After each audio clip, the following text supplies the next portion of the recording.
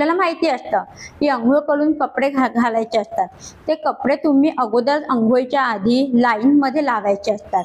हे सवय आत्तापासून आणि 1 2 3 4 असे काउंट करून ते कपडे घालायला मदत करायचे. बटणं लावणं खूप किचकट काम आहे. शर्टाचे बटन लावणं टी शर्टवरून घालू शकतो, पण मुलांना कळत नसते की ही प्रोसेस किती वेळ चालावी, कारण तेवढा सेन्स अजून डेव्हलप झालेला नसतो. म्हणून काउंटिंगचा आम्ही पालकांना एनकरेज केलं की काउंटिंग करत कोणती गोष्ट शिकवा. म्हणजे फॉर एक्झाम्पल दात घासायचे असतील तर ब्रश मुलं तोंडातच घेऊन ठेवतात. हा बहुसंख्यांचा अनुभव, कारण त्यांना ही कॉन्सेप्ट कळत नाहीये की आपल्याला एक्झॅक्टली काय करायचं आहे.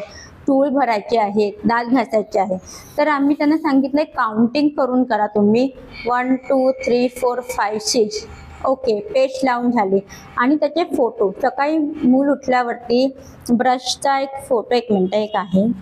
या छोट्या सवयी खूप महत्त्वाच्या असतात. आम्ही तेच पालकांना सतत सांगत असतो.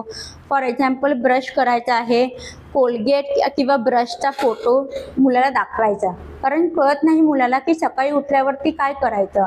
म्हणजे तो फोटो, ब्रश आणि टूथपेस्टचा फोटो, मुलगा ब्रश घेऊन दातात ब्रश करत आहे त्याचा एक फोटो, नंतर चूळ भरण्याचा फोटो, हे काढून असे तक्ते बनवले. ते कसे आपण योगाच्या पोजेसचे तक्ते सरांनी बनवले तसेच असे तक्ते बनवून मुलाला रोज सकाळी हे दाखवून त्यांच्याकडनं करवून घेणं.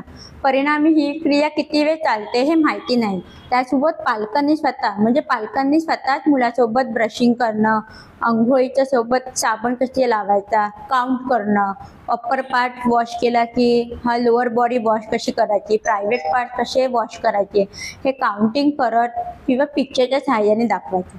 असे बरेच वेगवेगळे कॉल येतात आणि त्यावेळी आम्ही असं मार्गदर्शन पालकांना करत असतो.